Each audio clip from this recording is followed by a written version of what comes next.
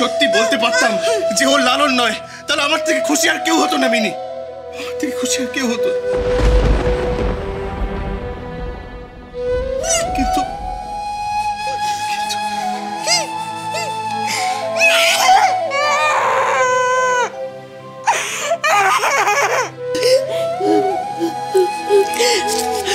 কোথায় যাচ্ছ ফুলঝুরি? আমার লালনের শুয়ে গেছে বৌমনি, আমি আমার লালনের কাছে যাচ্ছি। আমাকে আমার লালনের কাছে যেতে দাও তোমরা। আমার লালনের কাছে। ফুলঝুরি তুমি কোথায় যাচ্ছ? আমি আমার লালনের কাছে যাবো। কমলিনী ওকে সামলাও, শক্ত করে ধরো। আমার লালনের কাছে যাবো আমি। বাড়ি গিয়ে কি বলবো বলো তো? বাড়ি থেকে কি বলবো? কি বলবো আমার বাড়ি থেকে? লালনের কথা কি বলবো?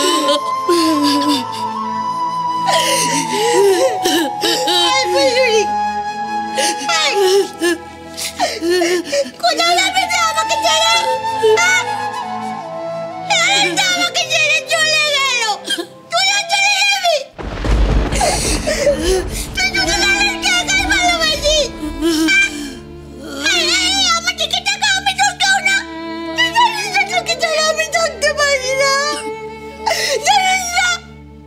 কোথায় যাবি তুই আমার ছেড়ে? কোথাও যাবি না, কোথাও যাবি না ফুলঝুরি। আমি যে তোকে ছাড়া থাকতে পারবো না রে। কি করে বাড়ি ফিরবো? কি করে বাড়ি ফিরবো আমি এই অবস্থা? কি বলবো বাড়ি গিয়ে? কি বলবো বলো তো? ফিরবো না। তুমি একা ফিরবে না ফুলঝুরি,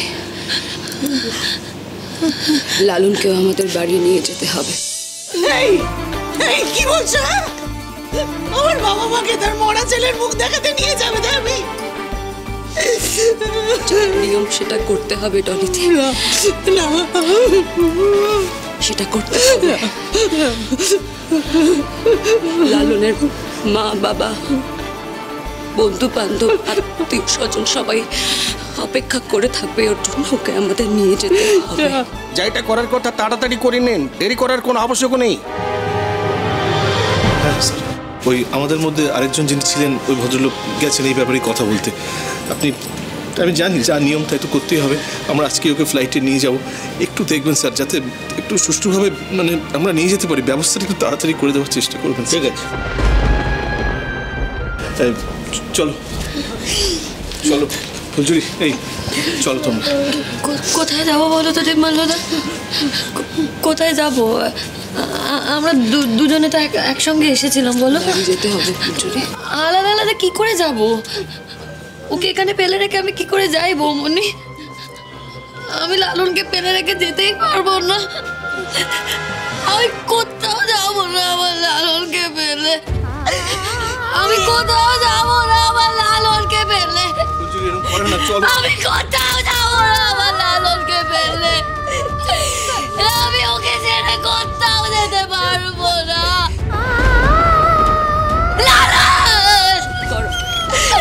আমি ওকে ফেলে কোথাও যেতে পারবো না বৌমনি।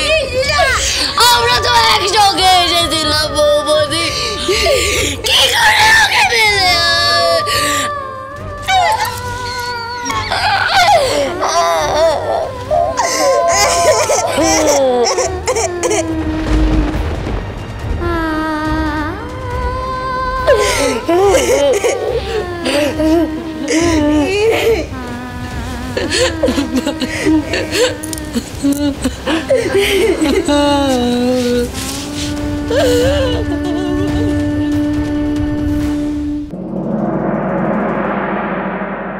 ছেলে মেয়েগুলো বাড়িতে নেই, বাড়িটা কোনো ফাঁকা ফাঁকা লাগছে না রে জানলো। হ্যাঁ মা, আসলে ওরা বললো আরো দুদিন থেকে আসি। আমিও দেখলাম যে বিয়ের পরে প্রথম বাইরে গেল, কম্পিটিশনও হবে, তাছাড়া ওই হানিমো। ওই কার ফোন এলো আবার? দাঁড়া আমি দেখছি। না বললাম না, বুঝলে, ওরা ঘুরে আসুক, আজকেই তো ফিরবে। হ্যালো,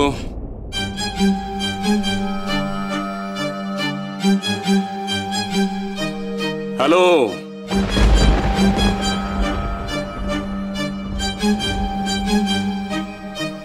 হ্যালো,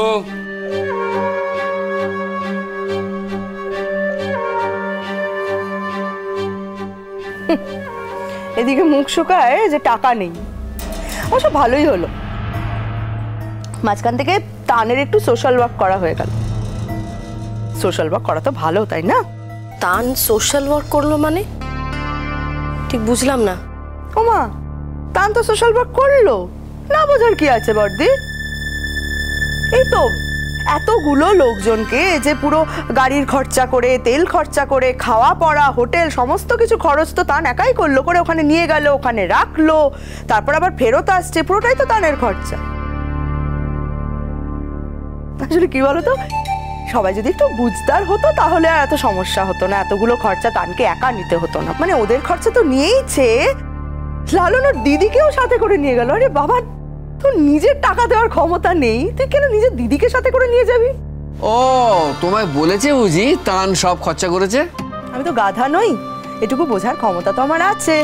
মা ছাড়ো না, তুমি খরচা করলে তো দাদা ভাই করেছে, তোমার কেন অসুবিধে হচ্ছে?